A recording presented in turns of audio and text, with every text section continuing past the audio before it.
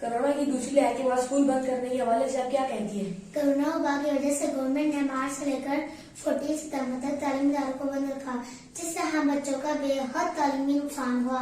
Even के online system से भी बच्चे मुकम्मल तौर पर फायदा हासिल कर सके। 15 सितंबर को जब स्कूल खुले तो स्टूडेंट्स को काफी मुश्किल का सामना करना पड़ा। 6 माह की गैप के बाद टीचर्स की मेहनत के बाद बच्चों का रुझान तालीम की तरफ हुआ ही था। अचानक फिर से तालीमी इदारे बंद कर दिए गए और हमारा तालीमी मुस्तकबिल खतरे से दोचार हो गया और तालीमी सेशन भी ज़ाया हो गया। आपकी राय जानना चाहूंगा कि तालीमी इदारों में SOPs पर अमल किया जा रहा था या नहीं? तालीमी इदारों में बहुत बेहतर अंदाज में SOPs पर अमल हो रहा था, जिसकी तारीफ गवर्नमेंट ने भी की। हम इवन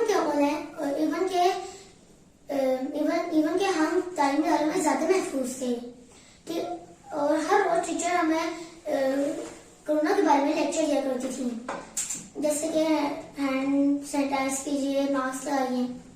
गवर्नमेंट ने तालीमी इदारे बंद करने का फैसला किया है, ये ठीक है या नहीं?